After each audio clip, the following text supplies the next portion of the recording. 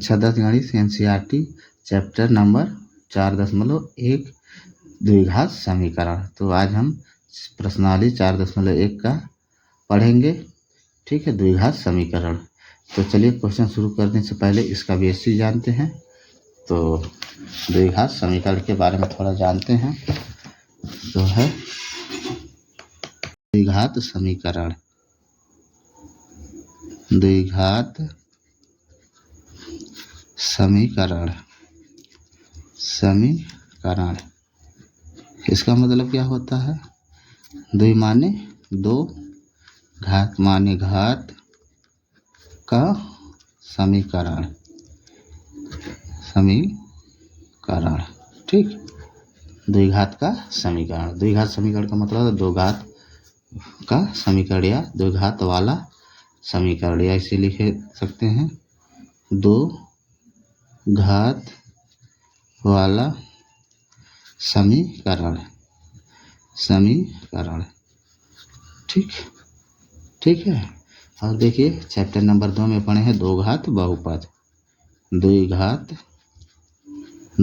बहुपद पढ़े आप लोग, बहुपद। ठीक है, दो घात बहुपद जैसे होता है 2x² + x + 5। ठीक है, ये हमारा दो घात बहुपद है। इसमें चर की अधिकतम घात 2 होती है। ठीक है, अगर इसी को हम इस तरह लिख दें 2x² + x + 5 और इसके बराबर में कुछ लिख दें, मान लो 0 लिख दिए, तो ये हो गया हमारा द्विघात समीकरण। द्विघात समीकरण ठीक, अर्थात द्विघात बहुपद के बराबर में अगर हम कुछ संख्या लिख देते हैं तो हो जाता है द्विघात समीकरण।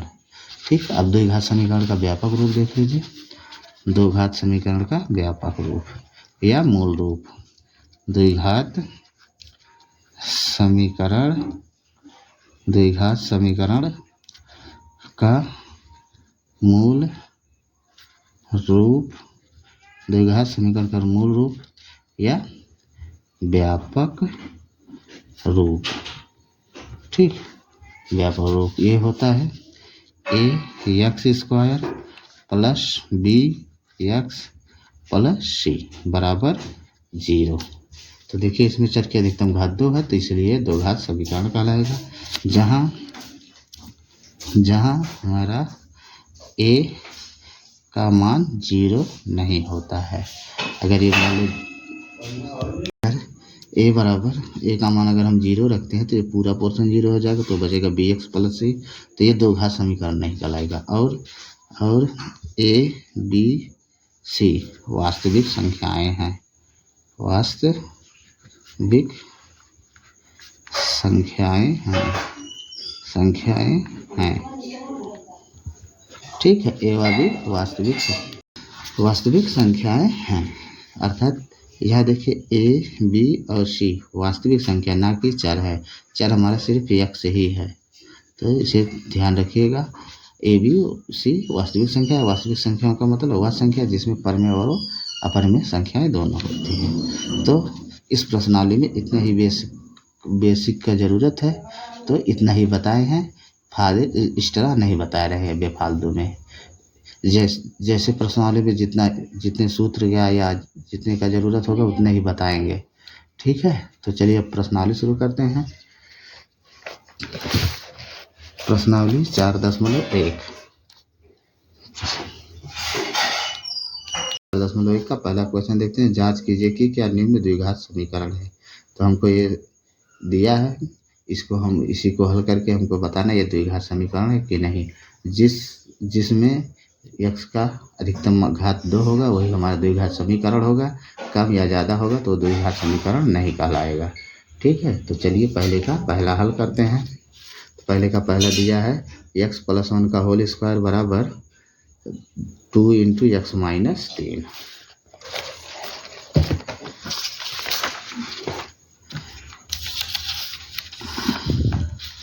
हम पहले का पहला हल कर रहे हैं।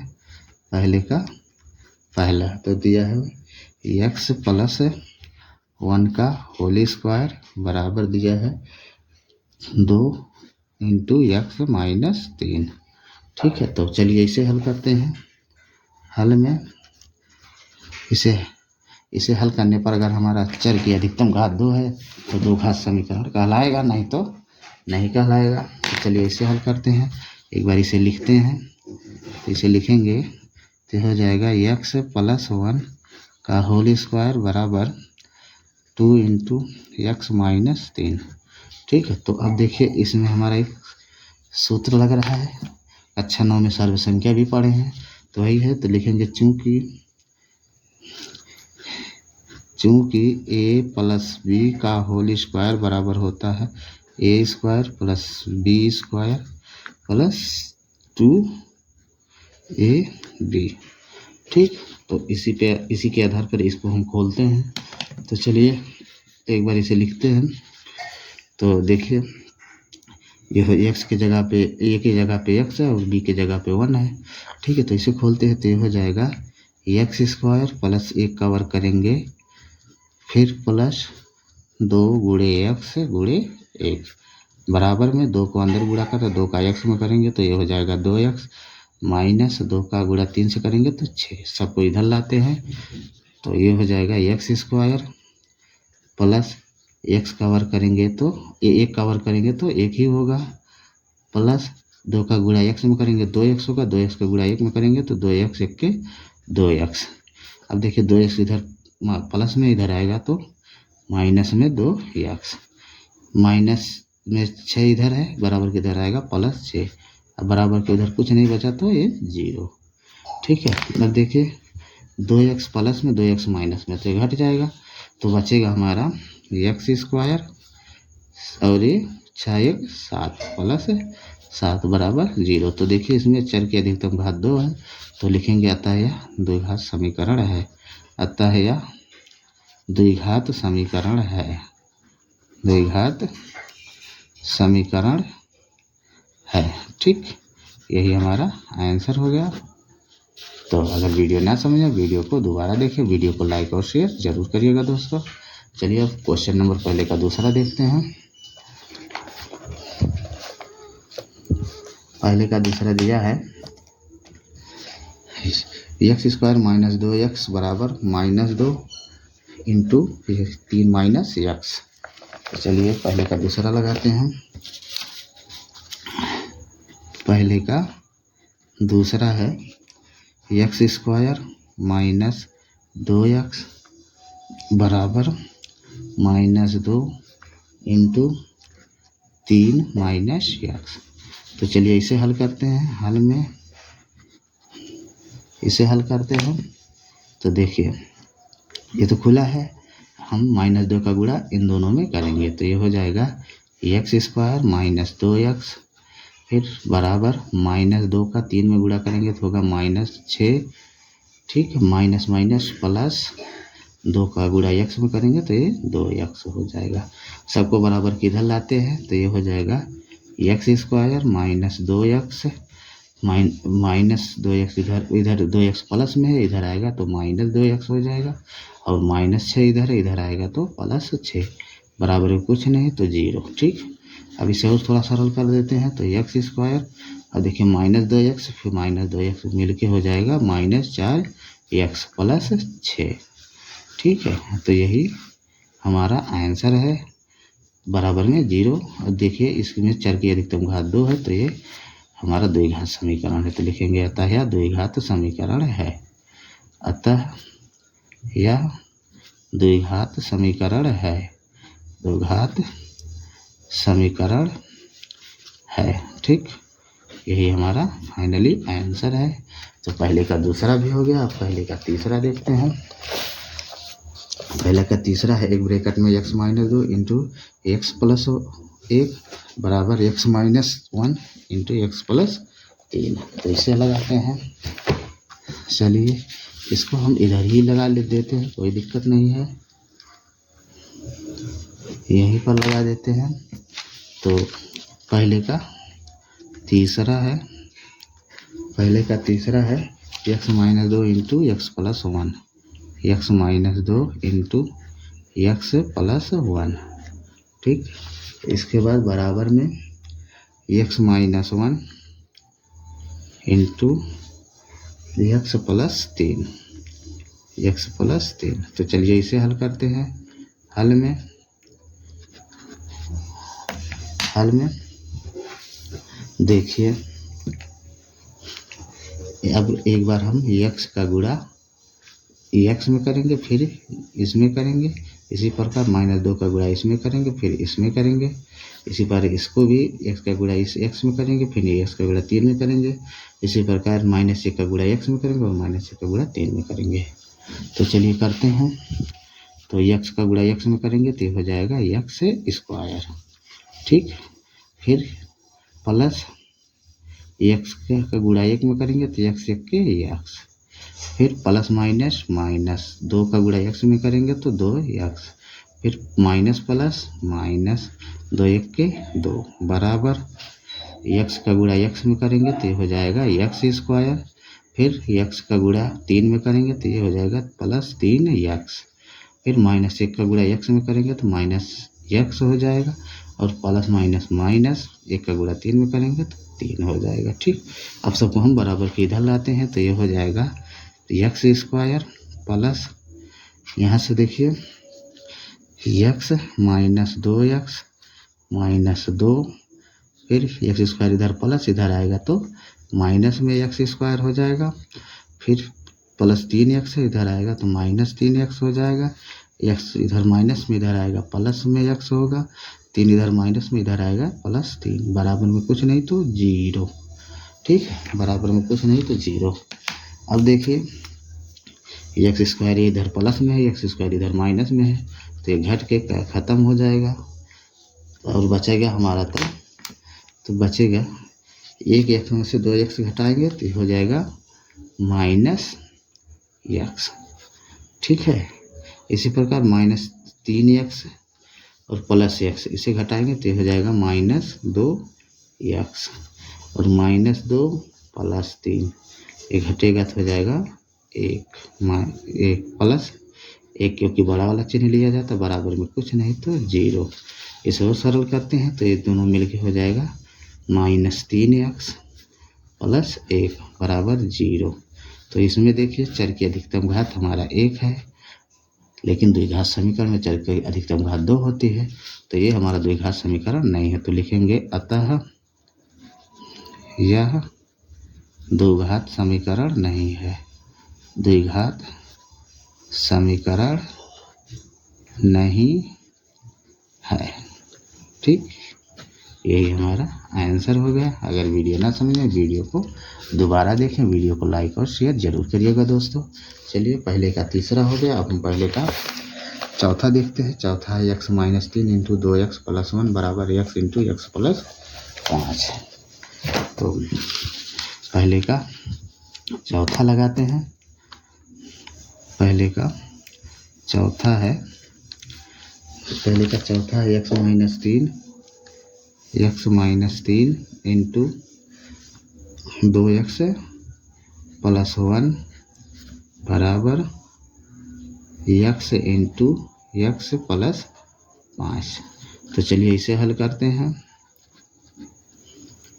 हल में देखिए, एक बार हम इसका गुणा इसके साथ करेंगे, फिर इसका गुणा इसके साथ करेंगे, इसी प्रकार इसका गुणा इसके साथ करेंगे, फिर इसका गुणा इसके साथ करेंगे, और x का गुणा इन दोनों में करेंगे।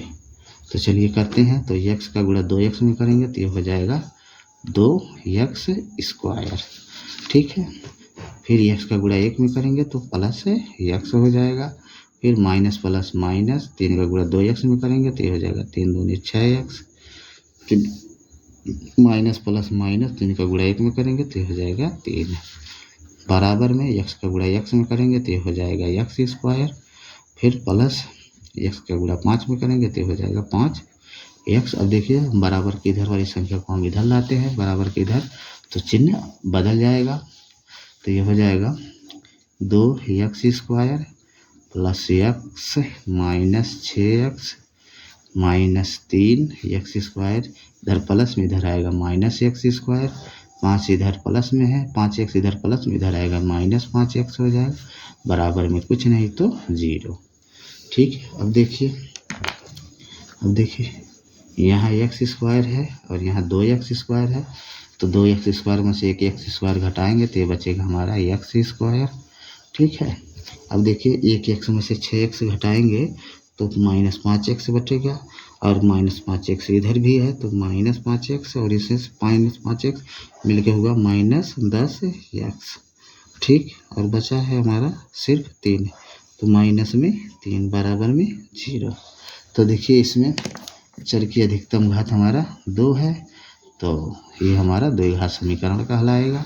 तो लिखेंगे अतः यह द्विघात समीकरण है, अतः यह द्विघात समीकरण है, द्विघात समीकरण है। ठीक, यही हमारा फाइनली आंसर है। अगर वीडियो ना समझे, वीडियो को दोबारा देखें, वीडियो को लाइक और शेयर जरूर करिएगा। तो पहले का चौथा भी हो गया, अब हम पहले का पाँचवा लगाते हैं। पाँचवा दिया है 2x - 1 इंटू x - 3 बराबर x + 5 इंटू x - 1। चलिए इसे लगाते हैं।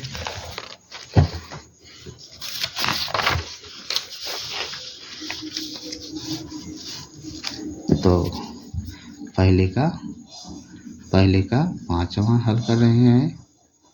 पहले का पाँचवा दिया है 2x - 1 2x - 1 इंटू x - 3 बराबर में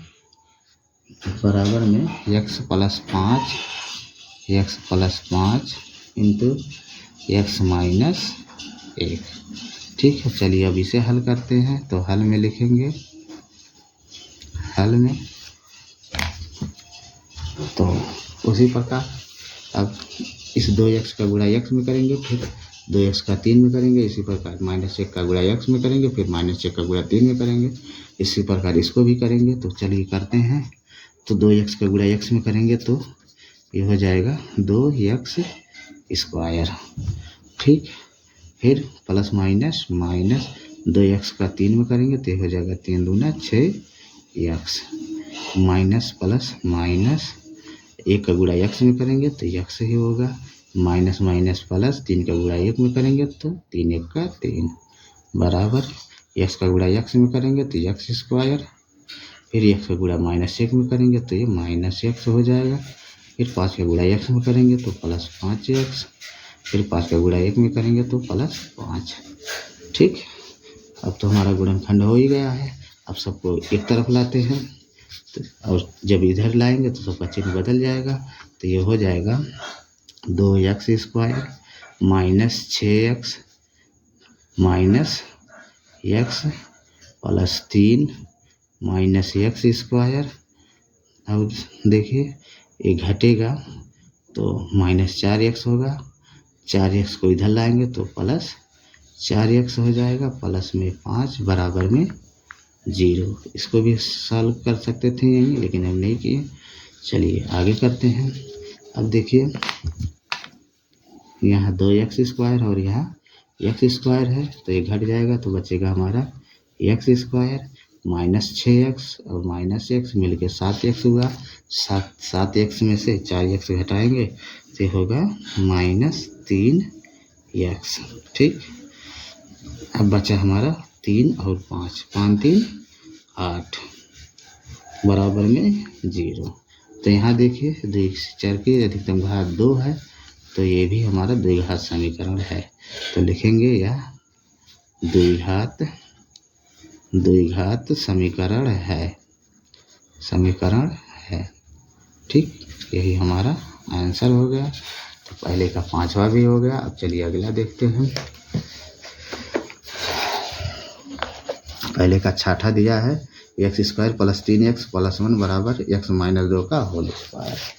तो लिखते हैं पहले का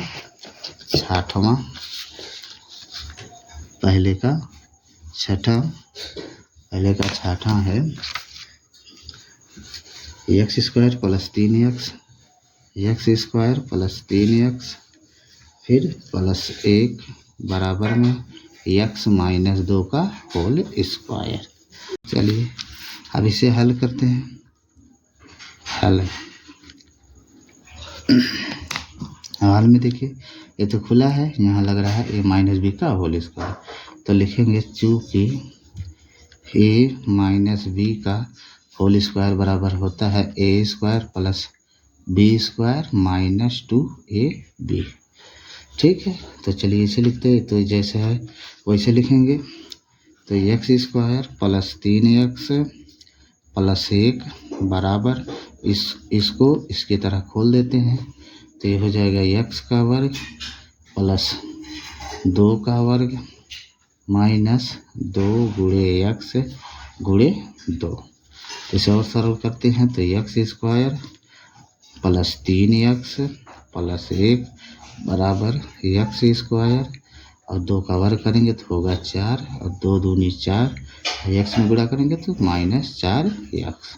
ठीक, अब देखिए इधर एक्स स्क्वायर है बराबर के इधर भी एक्स स्क्वायर है। जब भी बराबर के दोनों तरफ सेम संख्या होती है तो कैंसिल हो जाती हैं। तो ये कैंसिल हो गया। तो अब सबको इधर लाते हैं। तो ये हो जाएगा 3x प्लस 1, 4 इधर प्लस में इधर आएगा -4 -4x है इधर आएगा प्लस 4x बराबर में कुछ नहीं तो 0। ठीक है, इसे और सॉल्व करते हैं। तो 3x प्लस 4x मिलके होगा 7x और 1 में से 4 घटाएंगे तो -3 बराबर में 0। तो यहाँ देखिए चर की अधिकतम घात 1 है और हमको द्विघात समीकरण में चर की अधिकतम घात 2 चाहिए। तो यह 2 नहीं है तो लिखेंगे द्विघात समीकरण नहीं है, यह द्विघात समीकरण नहीं है, समीकरण नहीं है। ठीक, यही हमारा फाइनली आंसर हो गया। ठीक है, चलिए क्वेश्चन नंबर पहले का छठा भी हो गया। अब आगे देखते हैं क्वेश्चन नंबर पहले का 7वां। x प्लस 2 का होल क्यूब बराबर 2x into x square minus 1। तो चलिए इसे लगाते हैं। तो ये है हमारा पहले का 7वां। ठीक है, पहले का 7वां। तो ये है x प्लस 2 का होल क्यूब, x प्लस 2 का होल क्यूब बराबर में है 2x into x square minus 1। तो चलिए इसे हल करते हैं। हल में देखिए यहाँ a प्लस बी का होल क्यूब का सूत्र लग रहा है। तो लिखेंगे चूँकि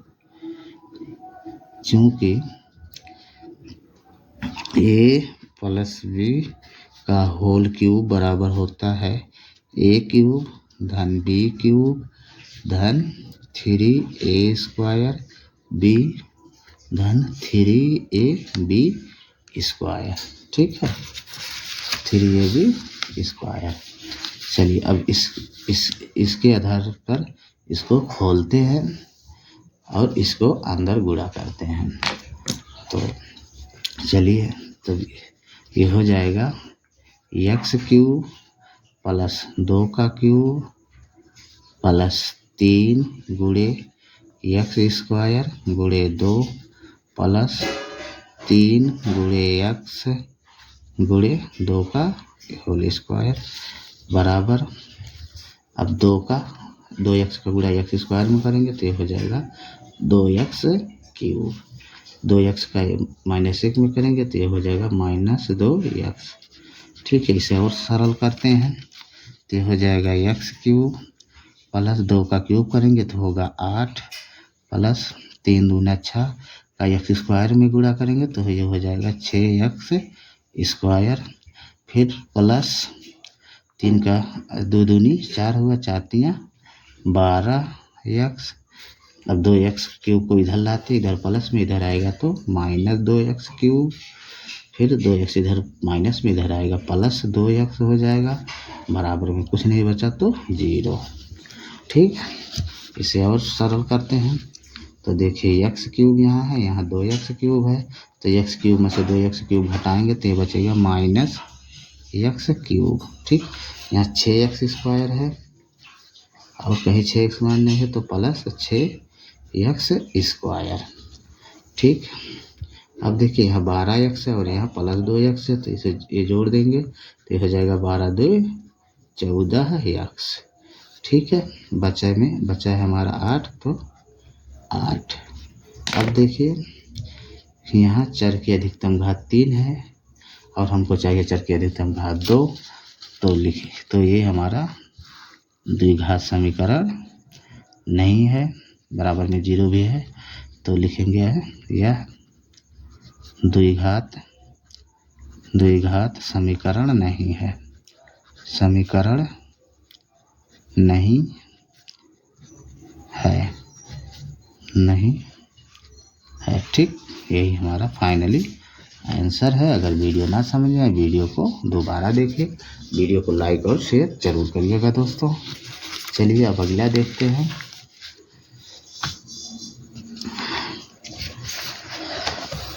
क्वेश्चन 8वां, x³ - 4x² - x + 1 बराबर x - 2 का होल क्यूब। चलिए इसे लगाते हैं।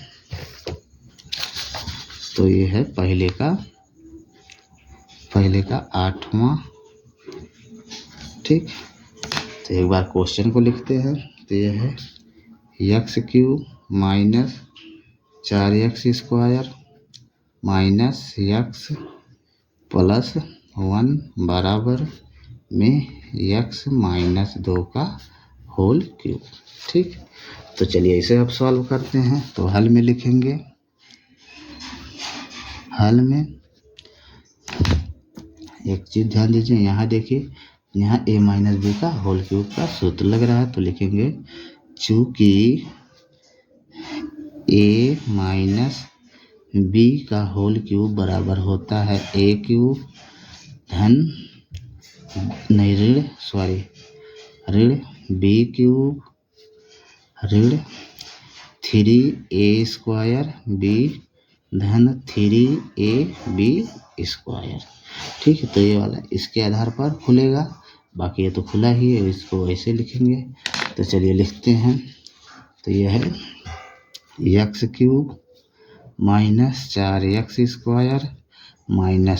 + 1 बराबर, इसको इसके आधार पर खोलते हैं। तो ये हो गया x³ - 2 का क्यूब -3 गुणे x² गुणे 2 फिर +3 गुणे x गुणे 2 का होल स्क्वायर।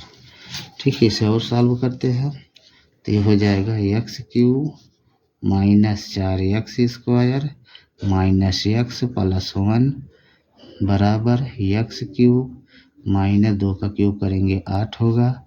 अब देखिए 3 दूनी 6 का x² में गुणा करेंगे तो ये हो जाएगा -6x², फिर प्लस 2 दूनी 4 4 तियाँ 12 का x में गुणा करेंगे तो 12x होगा। अब सबको हम बराबर के इधर लाते हैं।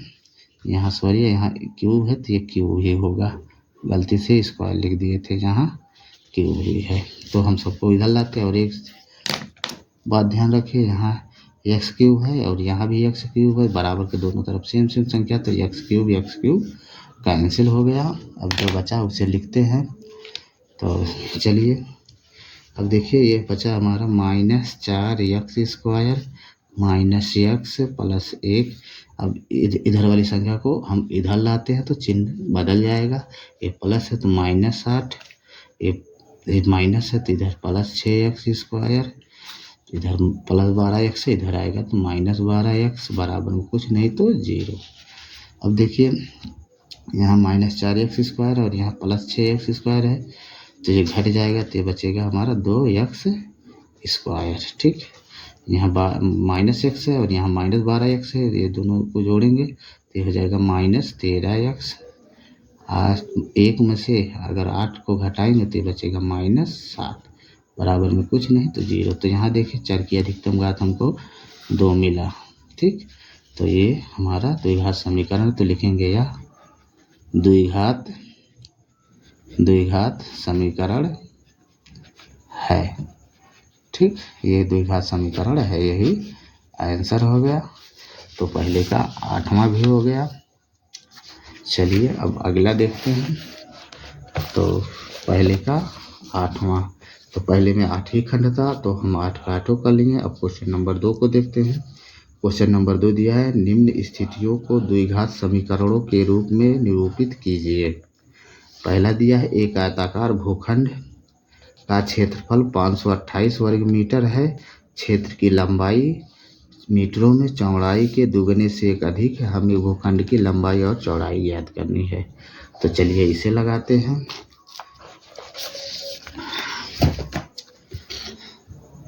चलिए अब दूसरे का पहला लगाते हैं। दूसरे का पहला का है, एक आयताकार भूखंड। मान लेते ये हमारा एक आयताकार भूखंड है, ठीक है। तो ये वाला हिस्सा होता है लंबाई और ये वाला हिस्सा होता है चौड़ाई। तो हमको इसका क्षेत्रफल दिया है और कहा है जो है लंबाई जो है चौड़ाई से दुगने से एक अधिक है। तो चलिए इसे हल करते हैं। तो हम हल में मानते हैं, मानेंगे, माना आयताकार भूखंड का जो पूछा उसी को माना जाता है। माना आयताकार भूखंड की चौड़ाई, आयताकार भूखंड की चौड़ाई को मान लेते हैं x मीटर है, ठीक। तो अब कहा है लंबाई चौड़ाई से दुगने से अधिक है, तो लिखेंगे प्रश्नानुसार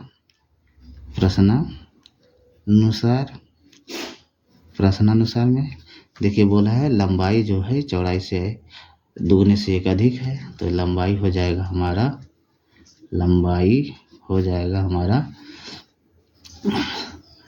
2x + 1। अब देखिए हम चौड़ाई को x माने हैं और कहा है क्वेश्चन में लंबाई चौड़ाई से दुगने से एक अधिक है।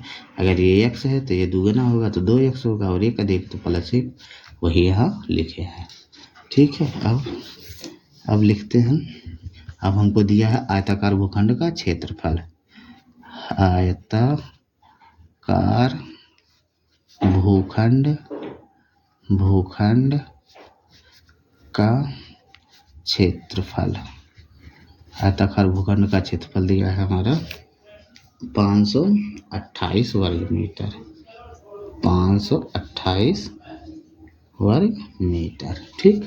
अब आयताकार भूखंड का जो क्षेत्रफल का सूत्र होता है, अर्थात आयत का क्षेत्रफल का जो सूत्र होता है लंबाई गुणे चौड़ाई होता है। तो ये हो गया, लिखेंगे लंबाई गुणे चौड़ाई बराबर 528। तो लंबाई है हमारा 2x + 1 इंटू चौड़ाई है x बराबर 528। अब x का अंदर गुणा कर देते हैं, तो x का 2x में करेंगे तो ये हो जाएगा 2x स्क्वायर, x का गुणा 1 में करेंगे तो +x बराबर में 528 इधर लाते हैं तो ये हो जाएगा 2x स्क्वायर +x, 528 इधर प्लस में इधर आएगा -528 बराबर में कुछ नहीं तो 0। तो यही हमसे पूछा था, तो सिर्फ कहा था दो घात समीकरण बनाओ, तो दो घात समीकरण बना दिए। यही हमारा फाइनली आंसर है। अगर वीडियो ना समझे वीडियो को दोबारा देखें, वीडियो को लाइक और शेयर जरूर करिएगा। तो दूसरे का पहला हो गया। अब हम दूसरे का दूसरा देखते हैं। दिया है दो क्रमागत धनात्मक पूर्णांकों का गुणनफल 306 है, हमें पूर्णांक ज्ञात करना है। तो चलिए इसे लगाते हैं।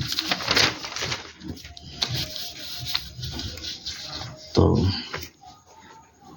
दूसरे का दूसरा कहा है दो क्रमागत संख्या हमारी क्या होती हैं, तो देखिए क्रमागत संख्या होती हैं 1 2 3 4 ... अनंत तक, ठीक है। क्रमागत संख्या ये हमारे होते हैं। अब देखिए एक के बाद दो कैसे मिला, जब हम एक में एक जोड़ेंगे तभी दो मिलेगा, ठीक है। दो के बाद तीन कैसे आया, जब दो में एक जोड़ेंगे तभी हमको तीन मिलेगा। इसका मतलब ये है जो क्रमागत संख्या होती है आने वाली संख्या में दी गई संख्या में जब एक जोड़ते हैं तो हमको दूसरी संख्या मिलती है। तो इसी प्रकार हम मानते भी हैं। तो अब हम मानेंगे, माना हल में मानते हैं, माना पहली क्रमागत संख्या, माना पहली क्रमागत संख्या को हम x मान लें।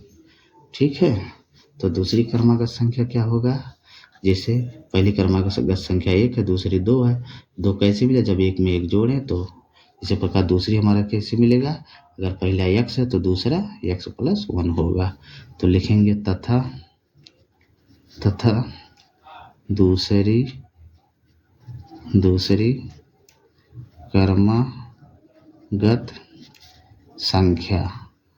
दूसरी क्रमागत संख्या, तो ये हो जाएगा x + 1।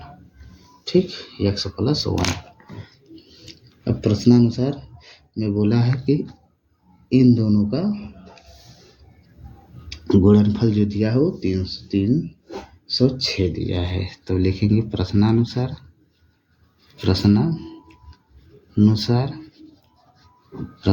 में इन दोनों का गुणनफल जो दिया है x × x + 1, इसका जो गुणनफल है वो है 306। तो x का अंदर गुणा करते हैं तो ये हो जाएगा x² + x बराबर 306। 306 को इधर लाते हैं तो ये हो जाएगा x² + x, इधर 306 प्लस में इधर आएगा -306, बराबर में कुछ नहीं तो 0। तो यही हमसे पूछा था दो घात समीकरण बनाने के लिए, तो दो घात समीकरण बन गया। तो इसको हम यहीं छोड़ देंगे, यही हमारा फाइनली आंसर है दोस्तों। अगर वीडियो ना समझ में, वीडियो को दोबारा देखिए। चलिए अब हम क्वेश्चन नंबर दूसरे का अगला देखते हैं। दूसरे का तीसरा दिया है, रोहन की माँ उससे 26 वर्ष बड़ी है, उनकी आयु का गुणनफल अब से 3 वर्ष पश्चात 360 हो जाएगी। हमें रोहन की वर्तमान आयु याद करनी है। तो चलिए इसे लगाते हैं।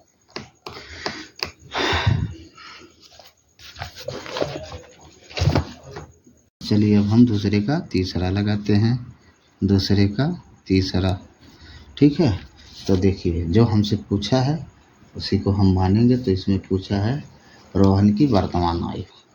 जब भी क्वेश्चन में जो पूछा जाता है उसी को माना जाता है। तो हमें पूछा है इसमें रोहन की वर्तमान आयु याद करना है। तो हम मानेंगे, माना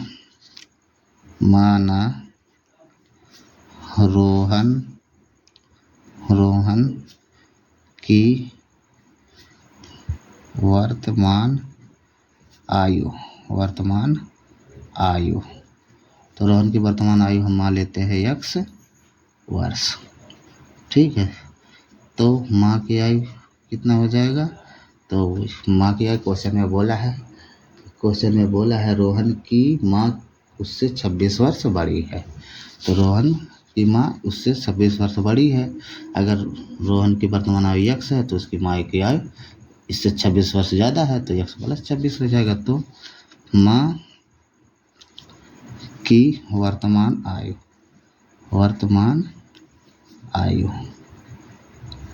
तो ये हो जाएगा x + 26। ठीक, x + 26 वर्ष।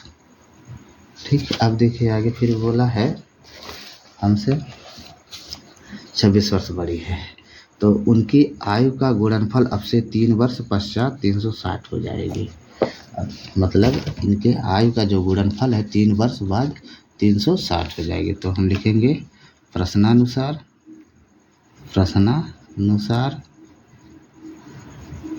तो 3 वर्ष बाद आयु निकाल लेते पहले। तो 3 वर्ष बाद आयु, तो रोहन की आयु हो जाएगा, रोहन की आयु हो जाएगा x + 3 तथा माँ की जो आयु होगा, माँ की आयु वो हो जाएगा x + 26 + 3। तो इसे जोड़ेंगे तो ये हो जाएगा x + 29। एक बात ध्यान रखिए, जब भी बात कहा जाता है, पहले ही बता चुके हैं, जब भी बाद बोले या पश्चात बोले तो हम आय को जोड़ते हैं, और पूर्व या पहले बोले तो आय को घटाते हैं। ठीक, तो ये हमारा हुआ x प्लस 3 और 1 क्या है, और ये x प्लस 29। ठीक है, इसे अब देखिए कहा है 3 वर्ष पश्चात इनके आयु का जो गुणनफल है वो हो जाता है 360। ठीक है, तो 3 वर्ष बाद दोनों का आयु निकालें। अब इनका गुणनफल दिया है 360, तो x plus 3 into x plus 29, और इन दोनों का जो गुणनफल दिया वो दिया है 360। ठीक है, ठीक है। अब इसका हम अंदर गुणा करते, तो x का गुणा x में करेंगे तो ये हो जाएगा x स्क्वायर, इसका गुणा 29 में करेंगे तो प्लस 29x, फिर x का गुणा 3 में करेंगे तो ये हो जाएगा प्लस 3x, x का गुणा 29 में करेंगे तो ये हो जाएगा 9 त्रिक 27 के साथ 3 दूनी 6 2 8, 87 बराबर 360। ठीक, इसे और सॉल्व करते हैं तो ये हो जाएगा एक्स स्क्वायर 29 में 3 जोड़ेंगे तो 32x। ठीक है, अब प्लस 87, अब देखिए 360 इधर प्लस में इधर आएगा माइनस 360, बराबर में कुछ नहीं तो 0। ठीक है, बराबर में कुछ नहीं तो 0। अब इसे और सॉल्व करते हैं तो एक्स स्क्वायर प्लस 32x, अब 87 में से 360 घटाएंगे तो ये होगा 273, बराबर में कुछ नहीं तो 0। तो ये देखिए हमारा दो घात समीकरण बन गया। तो यही छोड़ देते क्योंकि क्वेश्चन में ही कहा है दो घात समीकरण बनाइए, तो दो घात समीकरण बना लिए। ठीक है, तो क्वेश्चन नंबर दूसरे का तीसरा भी हो गया। एक बार फिर से देखते हैं तो देखिए कहा है, तो माना रोहन की वर्तमान आयु x, तो माँ की वर्तमान आयु हो जाएगा, अर्थात रोहन की आयु अगर आज x है और उसकी माँ आज के डेट में 26 वर्ष बड़ी है, तो माँ की वर्तमान आयु x प्लस 26 हो जाएगा। इसके बाद अब 3 वर्ष बाद कहा है, जब भी बाद बोलेगा तो आयु को जोड़ा जाता है, तो 3 वर्ष बाद अगर आज रोहन की आयु x है तो 3 वर्ष बाद x प्लस 3 हो जाएगा। माँ की आयु वर्तमान आयु x प्लस 26 था, तो 3 वर्ष बाद x प्लस 26 प्लस 3, इसके बाद इसे जोड़े तो x प्लस 29 आया। ठीक है, अब कहा है 3 वर्ष बाद इनके आयु का जो गुणनफल है 360 है, तो इनके आयु का जो गुणनफल है 3 वर्ष बाद तो 360 है, तो वही लिखे हैं x plus 3 into x plus 29 बराबर 360। इसी को हम गुणा कर दिए हैं तो ये आया, तो यहाँ से हमारा दो घात समीकरण बन गया। तो पहले का दूसरे का तीसरा भी हो गया। अब दूसरे का चौथा देखते हैं। देखिए दूसरे का चौथा दिया है, एक रेलगाड़ी 480 किलोमीटर की दूरी समान चाल से तय करती है। यदि इसकी चाल 8 किलोमीटर प्रति घंटा कम होती तो वह उसी दूरी को तय करने में 3 घंटा अधिक लेती। हमें रेलगाड़ी की चाल ज्ञात करनी है। तो देखिए इसमें जो पूछा जाता उसी को मानते हैं। तो रेलगाड़ी की चाल पूछा तो रेलगाड़ी की चाल मानते हैं। ये है दूसरे का चौथा। तो हल में तो सबसे पहले मानते हैं, माना रेल गाड़ी की चाल को मान लेते हैं x, किलोमीटर प्रति घंटा में है तो किलोमीटर प्रति घंटा। ठीक है, और दूरी दिया है हमारा, दूरी जो दिया है वो दिया है 480 किलोमीटर। ठीक है, तो देखिए आप लोग पढ़ेंगे चाल और दूरी जब दिया होता तो समय आराम से हम निकाल लेते हैं। तो ये समय बराबर हो जाएगा, समय बराबर होता है दूरी बटे चाल। तो दूरी है हमारा 480, चाल है x, तो ये मान लेते हैं 1। ठीक, अब फिर कहा है क्वेश्चन में यदि इसकी चाल 8 किलोमीटर प्रति घंटा कम होती तो वह उसी दूरी को तय करने में 3 घंटा अधिक लेती है।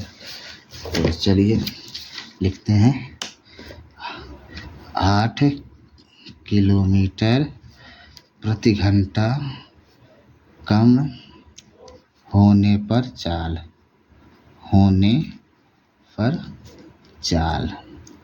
तो अगर 8 किलोमीटर प्रति घंटा कम कर दी है चाल, तो हमारा चाल था x, तो 8 किलोमीटर कम करें हैं तो ये हो जाएगा x माइनस 8। ठीक, और दूरी हमारा वही है 480। तो फिर समय निकाल लेते हैं, तो पुनः समय बराबर दूरी बटे चाल होता, तो दूरी हमारा 480 और चाल है x माइनस 8, इसे मान लेते हैं 2। ठीक है, तो अब लिखेंगे प्रश्नानुसार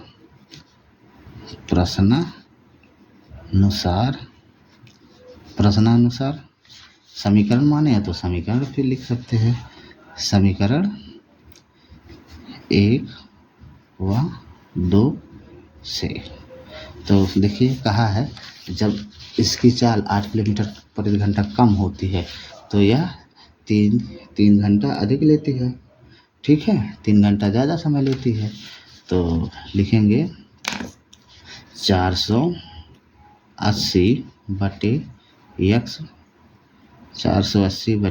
x माइनस 8, और ये हमारा प्रारंभिक चाल जो है तो है 480 बटे x। देखिए कहा है जब 3 मतलब 8 किलोमीटर प्रति घंटा कम कर देते हैं चाल, तो ये होता है 480 बटे x माइनस 8, 3 घंटा ज़्यादा समय लेती है। अब हमको बराबर करना है, तो इसमें जब हम 3 घंटा जोड़ेंगे तभी ये दोनों बराबर होगा। अब इसी को हम सॉल्व कर लेते हैं, तो 480 इधर लाते हैं तो ये हो जाएगा 480 बटे x माइनस 8, इधर प्लस में है यह तो इधर आएगा माइनस में 480 बटे x बराबर में 3। ठीक है, तो देखिए अब इसे और सॉल्व करते हैं, तो इन दोनों का गुणा हो जाएगा x इंटू x माइनस 8। अब इसका गुणा इसमें करते हैं तो 480 x माइनस इसका गुणा इसमें करते हैं तो 480 इंटू x माइनस 8 बराबर में 3। ठीक, बराबर में 3। इसे और सॉल्व करते हैं, तो देखिए अब 480 के अंदर गुणा करते हैं तो ये हो जाएगा बराबर में 480 x माइनस 480 का x में गुणा करेंगे तो ये माइनस 480 x हो जाएगा। फिर माइनस माइनस प्लस, ठीक है, माइनस प्लस। अब 480 का 8 में गुणा करेंगे तो ये हो जाएगा 8 शून्य 0, 8 28 64 के 4, हासिल आए 6, 8 चौक 32, 6 3840। ठीक, 3840। फिर अब इसका गुणा अंदर कर देते हैं तो ये हो जाएगा x स्क्वायर माइनस 8 बराबर में 3। ठीक है, इसे और सॉल्व करते हैं, तो देखिए यहाँ 480 x प्लस में है और यहाँ माइनस में, तो ये दोनों घट के ख़त्म हो जाएगा। तो जो बचा उसे लिख लेते हैं, तो बचा हमारा 3840 बटे x स्क्वायर माइनस 8 बराबर में 3। ठीक है, अब ये इधर बटे में उधर जाएगा, गुणे में होगा तो ये हो जाएगा 3840 बराबर 3 गुणे x स्क्वायर माइनस 8, सॉरी यहाँ देखिए x का गुणा x में किए हैं तो x स्क्वायर हुआ, x का गुणा 8 में करेंगे तो 8 है x होगा, गलती से 8 लिख दिए थे, सॉरी माफ़ करिएगा। यहाँ भी 8x होगा तो यहाँ भी 8x होगा। ठीक, इसे और सॉल्व करते हैं तो ये हो जाएगा 3840 बराबर 3 का गुणा इसमें करते हैं तो 3x स्क्वायर, और फिर 3 का गुणा इसमें करते हैं तो माइनस 24x। अब देखिए इसको उधर ले जाते हैं तो ये हो जाएगा 0 बराबर 3x स्क्वायर माइनस 24x, इधर ये प्लस में इधर आएगा तो माइनस में 3840। इसे सही से लिख लेते हैं, या इसको इस तरह भी लिख सकते हैं 3x square minus 24x minus 3800, sorry minus नहीं होगा ये प्लस ना, हाँ माइनस 3840। ठीक, माइनस 3840 बराबर में 0। तो देखिए ये भी हमारा एक आंसर हो गया। ठीक है, ये भी आंसर हो गया। यहाँ भी छोड़ सकते हैं या इसे और सरल कर दें या इसे और सरल कर सकते हैं। तो देखिए इसमें हम 3 से भाग देंगे तो ये हो लिखेंगे, अगर और सरल करेंगे तो 3 से भाग देते हैं तो लिखेंगे 3 से भाग देने पर, तो ये हो जाएगा 3 से भाग देंगे तो इसके बटे में 3 आएगा, तो 3 से 3 कैंसिल, तो ये बचा x स्क्वायर माइनस 8 तिरिक 24, तो ये बचा 8x, और इसमें जब 3 से भाग देंगे तो ये आएगा 1280 बराबर में 0। तो ये भी हमारा एक आंसर हो गया। ठीक है, तो ये भी हमारा एक आंसर हो गया। तो ठीक, तो चाहे ये आंसर लिखे तब भी सवाल सही है, अगर ये भी और सरल करते तो ये भी लिखते तो और अच्छा है। तो ये भी हमारा आंसर है। तो हमारा दूसरे का चौथा भी हो गया, अगर वीडियो ना समझ में आए तो वीडियो को दोबारा देखें, वीडियो को लाइक और शेयर जरूर करिएगा दोस्तों। चलिए अगला देखते हैं। तो क्वेश्चन नंबर 2 में 4 ही खंड था तो 4 के चारों हो गया। आज ये प्रश्नावली 4.1 हमारा कंप्लीट होता है। तो आज के लिए बस इतना ही, अगली प्रश्नावली अगले वीडियो में देखिएगा। तो आज के लिए बस इतना ही, ठीक।